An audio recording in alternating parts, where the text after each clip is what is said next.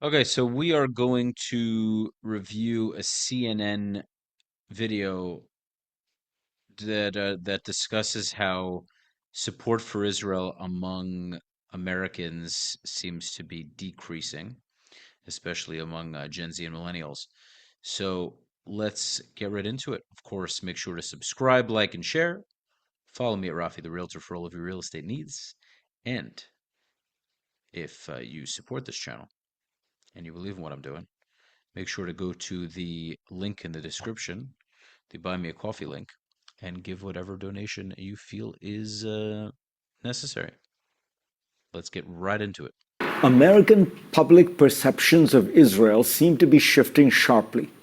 In 2022, before the October 7th attacks and the war that ensued, 42% of American adults held an unfavorable view of Israel. Today, just 4 years later, that number is up to 60%, according to recent Pew Research polls. And for Americans under the age of 50, that number is even higher. 70% of that population held an unfavorable view of Israel in 2026, up from around 50%, same group in 2022.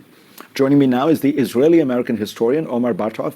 He is the Dean's Professor of Holocaust and Genocide Studies at Brown University. He has a new book out, Israel, What Went Wrong. Welcome. Thank you for having me. So what I want to first focus on is the answer to your question, because for you, both personally and professionally in the book, you think that Israel took a wrong turn on two dimensions, or one of them is a historical one. Explain what it is, what did go wrong?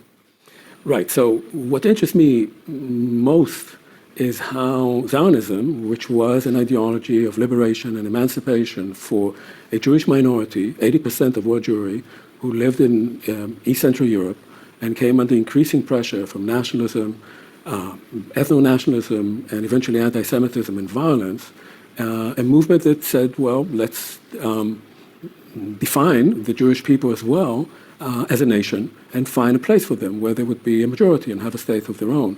How that movement, especially after 1948, becomes something else, becomes a state ideology that increasingly becomes militaristic, expansionist, violent, and in the last few years, racist, Jewish supremacist, and in Gaza also genocidal. How did that happen? And I try to, there are many answers to this, but I would say that the most important moment is what happens in 1948 itself with the establishment of the state, when Zionism changes from having these two faces, one of liberation from oppression and the other becoming a state ideology of occupation and oppression of others. So a lot of people would push back and say that in a sense you do have it right, but what you want is the Jews to be permanent victims. That when you look at Jews with power, with a huge army, with a successful country that is, outperforming others, that you're deeply uncomfortable with that there is a certain strain of the Israeli left that just doesn't like a very powerful Israel.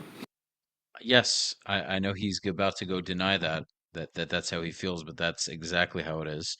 There is a very large percentage, unfortunately, definitely the minority, but nonetheless, among Ashkenazi Jewry, like this academic himself, who finds great issue in Jewish strength because it is a thorn in the side of the enemies of the Jewish people. The enemies of the Jewish people want the Jews weak. They want us to roll over and take it. And Mr. Bartov doesn't like it. Mr. Bartov would prefer that we just live the way we always did. That we were, not a nuisance to the people who hated us. And I have news for you, Mr. Bartov. That is not the way we are doing things now. One could make that argument. That's not the way I look at it. What is so interesting in the case of Israel is that the more powerful it became, especially after the war of 1973, Israel became the hegemon in its region, became the most powerful country in the region, not least because of American support as well. And it's during that period that the Holocaust, that Israel was seen as the answer to after 1948, becomes not only something that you need to remember and commemorate and study and research, but also an imminent danger, that the country develops a self-perception of a society, a state that is under imminent danger. And that creates in Israel a sense that any danger to any threat, and most of the threats are coming from the people that it occupies, may lead to its destruction. And because of that, it begins giving it infinite license to respond with any kind of violence that it sees appropriate. You also say that it's the Holocaust is one part of it, and then the occupation has changed Israel. Explain what you mean. One has to remember that since 1967, when I was 13 years old, to now, when I'm 72, Israel has been an occupying power. Half of the population under Israeli control, and Israel is basically one state from the river to the sea. People living there under different regimes. Half of the population, nowadays 7 million Jews, rule over 7 million Palestinians. That process of ruling over people for so long, in such great proximity, has done something that when I was a teenager and protesting against a very young occupation, we used to say occupation corrupts. We didn't quite know how much it would corrupt and how long. Yeah, and I would venture to guess that whoever Mr. Bartov's parents are probably have the same kind of suicidal empathy and moral idiocy that he does.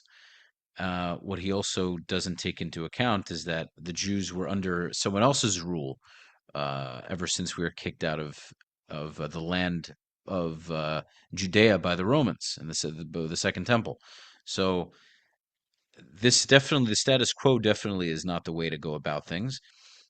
The way to go about things is to have full sovereignty where Israel is not contested. There's no disputed territory in the West Bank. And the people who call themselves Palestinians will live under our rule in totality, will have residency, not citizenship, because we need a Jewish majority, and we can live together. And we can provide them upward mobility as long as they commit to ending terrorism, to ending the fight against us to destroy us. So both of those things have to be true. What he may be suggesting, Mr. Bartov, is that we should just let them do whatever they want because we are occupying them. We do have the Israeli military, make no mistake, does have occupation over the West Bank and Gaza. But the way that he tries to formulate it, and so many people who are anti-Israel try to formulate it, is we occupy them because we love it, because we have this bloodlust. No, we have occupation over them because Israel is not willing to do the things it needs to do to actually have long-term peace. So instead, they make these concessions and these agreements and they give in to these nonsensical ideas, pressure by the United States. Israel needs to do the thing it's been foregoing for the last 80 years since its establishment, is that it has to have complete sovereignty. It has to eliminate the idea of a nonsensical Palestinian state so we can actually live in peace and harmony. Until Israel is willing to do that, it looks like we're moving in that direction, I hope. But until we do that, naturally, the Muslims who hate us, Palestinians included, will continue the fight in the attempt to destroy the state of Israel. Israel must eliminate that and give them no choice but to either live with us in peace or to go elsewhere. There is no other alternative. The other alternative to that is that we fight to the death. And I'm hoping that we don't do that because we've been fighting these tit-for-tat wars and conflicts since 1948 and even beforehand. Long it would last. It corrupts society. You dehumanize the people you occupy. You have to, because why are you occupying them? Why are you bossing over them? And that dehumanization of those you're ruling over begins a process of dehumanizing you as a society. One of the things that has been really striking in the last 10 days is the extraordinary break between Israel and the United States. Not only are Bibi Netanyahu and Trump obviously not on the same page, J.D. Vance is criticizing the Israelis, but in Israel, there is an eruption on the right, basically anti-Trump, talking about how Trump has betrayed Israel. What do you think is going on? Well, look, let's start with the fact that Bibi Netanyahu, the Prime Minister of Israel, has tried to get multiple American presidents to go to war with Iran, to directly attack Iran. He couldn't get President Obama to do it. He couldn't get President Biden to do it. He couldn't even get President Trump in his first term to do it. Then he did. And once that happened, it became very clear that Israel's interests and America's interests in this region and in this war diverged. Because from Israel's perspective, they didn't mind this continuing. They didn't mind the Strait of Hormuz being closed. They didn't mind the instability and the shocks to global markets. Well, the United States of America did. And Trump ultimately had to recognize that and make a decision that on behalf of the United States, he was not going to let this war continue. And I think that has created a deep and real break between the U.S. and Israel because of the priority that Israel places on not only being able to continue to fight Iran, but also fight its proxies, especially Hezbollah and Lebanon. I'll tell you what, a number of democratic foreign policy types have been telling me quietly that they listen to Trump on Israel, and they grudgingly feel like, at least he's saying things that we have never been able to say when he says, look, if two Hezbollah drones go and land in the middle of a desert or get shot down by Israel's air defenses, you don't have to go up and blow up several buildings in Beirut. This seems totally disproportionate. Is it fair that Trump is saying stuff that you guys should have said 4 years ago? Well, first of all, I think that observation is bereft of a really important context, which is Donald Trump joined Israel in launching a misbegotten and illegal war in Iran, got stuck in a corner that we never got stuck in, and is therefore pissed off with the Israelis and had to get out of it. Okay, so I'm gonna save everyone time here because I've already watched this video before and I know what the gentleman on the left is gonna say, and he's essentially gonna say that America shouldn't have gotten into this in the first place. I don't disagree. If Israel was militarily self-sufficient, Israel could have gone at Iran alone because Israel does have a fight to make with Iran because Iran has made it very clear that they want to destroy Israel. America is getting involved with Israel's war in Iran because America wants to make sure that they have the power in the Middle East and that China and Russia don't circumvent that, don't take over. But if the majority of Americans don't want that, then the American leaders should support what the population wants, and they should be America first. So what Israel needs to do, and America should help them do that, allow Israel to be fully militarily self-sufficient, let them go at it on their own. If you as an ally feel the need to support them, so be it. But that should not be at the expense of what the American population wants to do. So I'm all for that. As far as the Strait of Hormuz goes, the world, the Western world, should be finding ways to eliminate, not eliminate is a strong word, but to find other routes of trade that can, to a large extent, replace the Strait of Hormuz so that Iran doesn't have the ability to make such a power in negotiation. The only reason why Iran had such leverage in this negotiation is because of the Strait of Hormuz. Without that, they would have had really no finger in this entire war. It would have been much easier for America and Israel to pressure them and to essentially defeat them. And the only reason why we didn't really defeat them is because we don't want to go and slaughter civilians. That's the reality. Iran was just lobbing missiles at whoever they could. So let's see here. We're gonna stop this here. Yeah. So that's pretty much the story there.